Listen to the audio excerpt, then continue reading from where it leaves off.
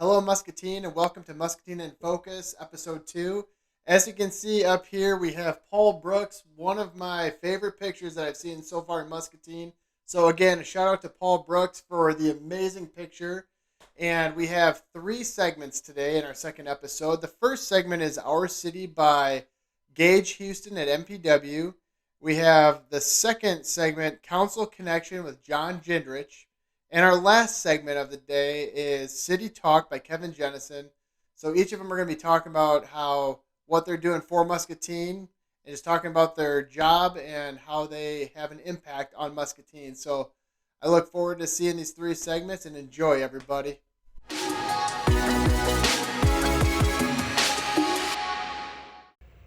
Hello, Mayor Bark, and hello to those of you watching at home. Thank you so much for inviting me to join you today. I'm a big fan of the show, and I think it's a great way to get some updates out to the community. My name is Gage Huston, and I serve as the general manager at MPW. I've been with MPW for over 18 years. My wife, Sarah, and our two amazing daughters, Stella and Sloan, live right here in Muscatine. Today, I'll be providing a very brief, high-level overview of who MPW is and briefly touch on our new strategic plan that we rolled out last year. Let me start with just a recap of what services we provide. MPW actually operates three distinct community utilities. Our water utility, which was formed in 1900. Our electric utility, which is celebrating its 100-year anniversary this year, being formed in 1922. And our communications utility, which is celebrating its 25-year anniversary, being formed in 1997. The water utility is pretty straightforward. We provide safe, clean drinking water to the homes and businesses in Muscatine. But we also provide a tremendous amount of water to our large industrial customers. We pumped over 11 billion gallons of water last year. If you were to put all that water in 5-gallon buckets and line those buckets up, those buckets would actually circle the entire Earth 16 times. It's a tremendous amount of water. On the electric side, we provide the entire range of electric services, from the actual generation of electricity to high voltage transmission, down to distribution to your home. We are actually the largest municipal electric utility in Iowa based on our load. The ability to have control over the entire vertical chain of electricity has served Muscatine very well over the past 100 years. For communications, we provide internet, video, and telephone services to the community. In addition to the residential services most of you are familiar with, we also provide a range of business and enterprise level communications products. We also provide a wireless internet service to about 120 residents outside of our fiber territory in harder to reach rural areas. We made a major reinvestment a few years back to construct a true fiber to the home system, which makes us a gigabit community and positions us to handle nearly any internet related functionality for many years to come. As many of your audience may know, we are a municipal utility, which means we are owned by the community, by each of you, and that structure provides many great benefits to Muscatine. First, and probably most important, is local control. The decisions being made about MPW's operations, investments, rates, and strategic direction are made by local members of this community.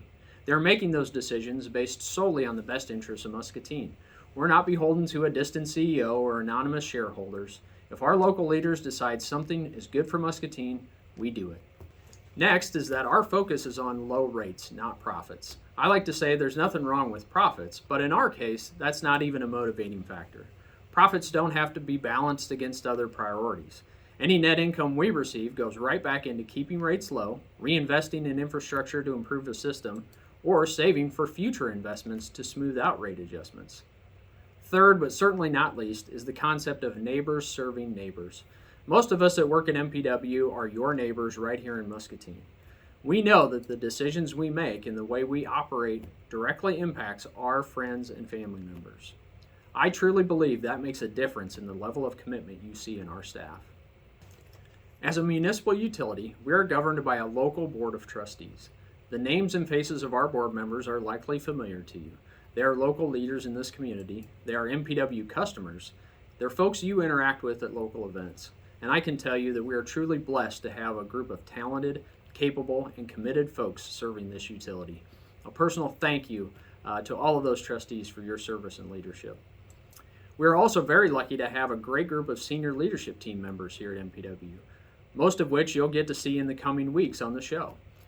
This team averages about 20 years of service with MPW. They are dedicated to this community and to serving our customers. This is a truly wonderful group of leaders, and I am very grateful to be able to serve alongside them. When we rolled out our new strategic plan last year, we identified 5 core overarching strategies to guide our efforts over the next 3 to 5 years. First, we'll build great employees and leaders. We have to start here. We must build and maintain a strong internal team and continue to build our skills year after year. That will ultimately drive positive results for our customers. We want to give customers reasons to love MPW.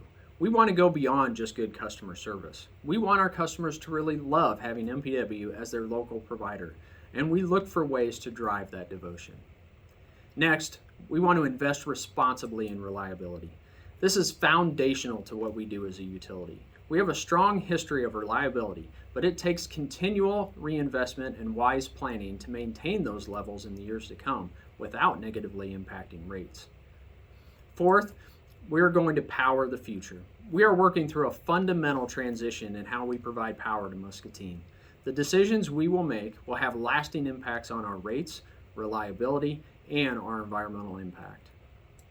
Fifth is to grow our services. While we continue to maintain a strong focus on our core customer base, we do seek opportunities to both expand the services we provide to our customers and ways to provide our services to surrounding areas that are still part of the Muscatine community. These opportunities allow us to spread our fixed costs, which helps keep our rates low. In any case, we are always considering the impact to our core customers when we evaluate these opportunities. So those are the 5 key strategies that serve as the foundation of our plans in the coming years. We've made some great progress in each of these areas already, and there's much more progress to come. Thank you so much for letting me join you today. Take care.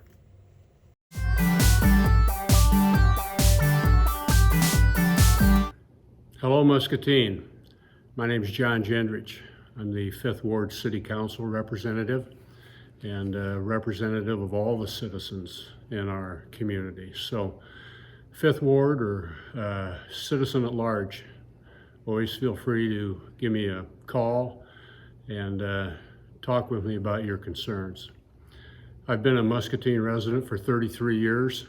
My wife and I have been married for 37 years. I think 37. I hope I got that right. And my wife Julie and I have 3 children. They've all graduated from the Muscatine school system and moved on to Iowa State. Learned a lot of good work values and ethics in our community through good education and good people that worked with them. So they're all out in the world. Johnny, Elizabeth, and Paul are out in the world doing good work and being good parts of their communities. I'm blessed to have 2 grandchildren. My oldest is Goldie here in town, just turned 4, and I got a little grandson in Florence, Alabama. Julie and I are proud of the grandkids. Little grandson in Florence is Preston, and so we're very fortunate to be able to have raised our kids in a terrific community. When you run for city council, you have to realize that you have people voting for you that probably don't know you. And, that's an important aspect of why I think it's imperative for me to try to be prepared and do a good job. Not only the people that knew me well, but especially the people that don't know me, that are depending on me for whatever reason they voted for me. And even those folks that haven't voted for me and citizens across the community, I want to make sure that I'm doing the very best and making the best decisions that I can. So being on the city council is a big responsibility, and I take it seriously. As we move on with city council responsibilities that we have upcoming, we do have some popular big ticket, high dollar items that we're going to be working with. And I'll just mention a few. The reconfiguration or development of the DOT facility, along with the stormwater drainage situation in Lake Park Boulevard, is a big issue. The small business and commercial, industrial development, tourism, kind of lump all those aspects of Muscatine life together, but that's a big issue, and we need to make sure that we're moving ahead with those things. Carver Corner development, another very critical issue that we get right, and what terrific potential there.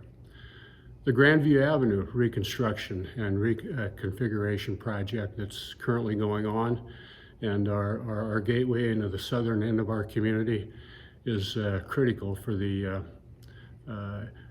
the image that our city portrays to our citizens, most importantly, and then also for the people coming in to visit our town. But when you consider all those big ticket items, like I say, for me, the most enjoyable aspect of being on the city council is helping citizens with those one-on-one or one-on small group situations where I can really get to know eyeball to eyeball who I'm talking with and visiting with and trying to help out. I'm going to give you 3 examples of things that have really been gratifying for me to have worked on. The citizen that had the reconditioned concrete issue off of Adams Street in the alley, reconditioned concrete. A very rewarding situation for me, and I hope a situation that came to a positive conclusion for those residents. I made a site visit. We went and looked at the reconditioned concrete the reconditioned concrete that we had stored on the city property there between Washington Street and 5th Street. Had a great explanation of how that's used from our city staff, and I think came to a favorable situation and conclusion on that issue. Another issue would be concerning parking with a common citizen just off of Clay Street on 1st Avenue to the north was going to lose his parking on the street because of an initiative by the city to make that single side of the street parking. And there were things about that situation that I just didn't think were fair for that resident. And we got that worked out. The resident has their parking yet, and I think everything is going to go just fine with that situation. Another city council to small group situation would be the Fairview Avenue proposed single side of the street parking issue. We had so much terrific input from those citizens, and the dialogue back and forth on how to problem solve some traffic issues along there. It was important for me to be part of that so that we could come to a resolution that we just have maintained our 2 side of the street parking there. We've got a great city staff, leadership from Carol Webb, Mayor Bark, our community directors, the program directors that we have for the city of Muscatine all do a great job. And we have a great city, a city that's going to continue to move forward. I can be contacted. My information is on the city website. Please feel free to do so. And onward, City of Muscatine. Thank you.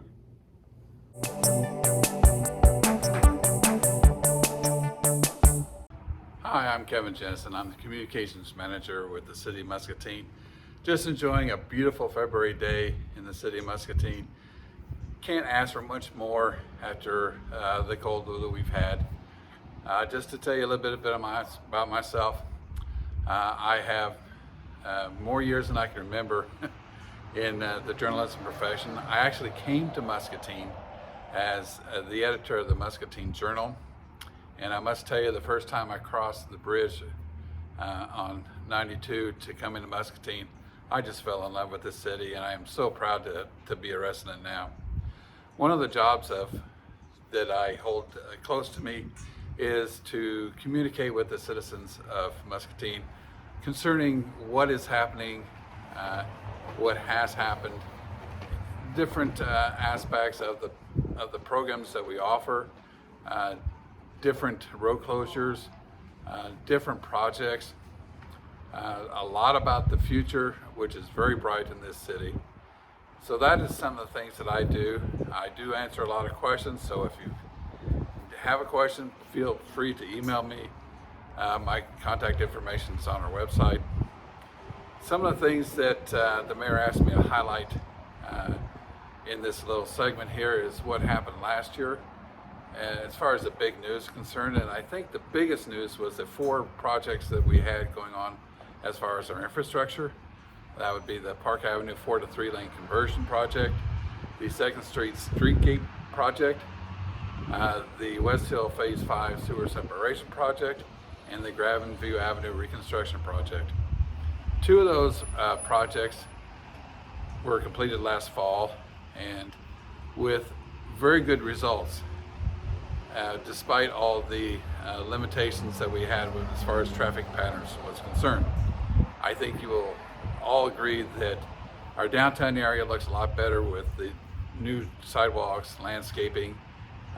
It has inspired some of our downtown business owners to redo their facades, so there's always that. Plus it's close to the riverfront, which is another area that we need to look forward to, because there's talk and discussion at the present time of building an amphitheater.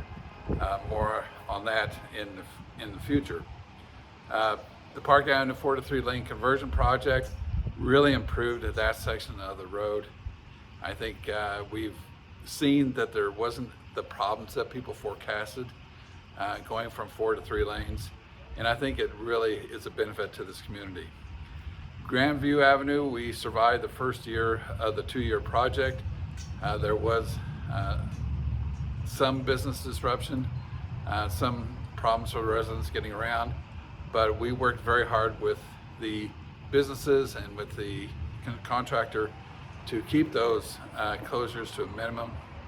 And you'll see the same type of thing this year when we complete the project from Musser to Hauser. West Hill is a 4th project, and it's still ongoing also. We will see 8th Street fully reopened here as soon as the weather breaks, probably toward the end of the month. And we are working with that contractor to do the best he can to keep any road closures to a minimum, so that the disruption to the citizens is minor.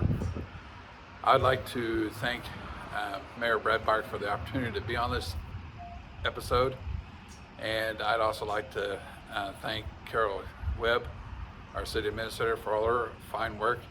She's been very busy with the budget lately, so I think she and our staff and our council have diligently putting together a very good budget despite the constraints that we are under at the present time. So until next time, thank you for watching, and be sure to tune in next week. Thank you, Gage, John, and Kevin, for your segments on what you do to make Muscatine even better. So thank you so much for sharing. Want to do a couple shout outs. Number 1 is this young man right here, Duncan Snyder. If you guys don't know him, he's one of the nicest young men you'll ever meet. He just signed with Lake Country Dockhounds in Oconomowoc, Wisconsin, to be a pitcher for them coming up this summer, which is really cool. Now, I work with Duncan at the Community Foundation of Greater Muscatine, and he's basically focusing on the accounting and making our foundation even more successful with his organization. The next person I'd like to give a quick shout out to is Scott Natvik. Now, many of you guys know Scott. He wore many hats in the community, and just to name a few, he was an Eagle Scout, number 1. He served 2 terms as city council here in Muscatine. He was part of Leadership Muscatine. He participated in Relay for Life. He was part of the Unity Point Hospital Board, and it was also part of the Chamber of Commerce here in Muscatine. Another part was he was also a member and an elder of Our Savior Lutheran Church here in Muscatine, Iowa.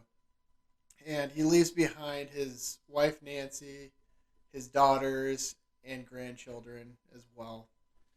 Thank you so much, Scott, for your service and making Muscatine a better place. You will be missed, and God bless. And I just want to say thank you to everybody for watching episode 2, and we'll see you next week for episode 3. And remember to be your best. Thank you, Muscatine.